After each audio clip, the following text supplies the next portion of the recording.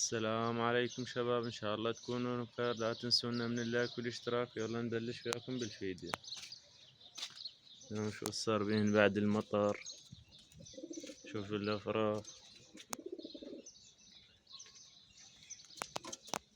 ما شاء الله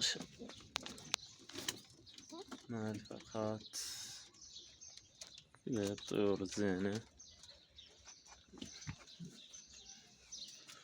اليوم الاجواء بالمطر قدامكم شباب. شوفكم المناظر بالريف،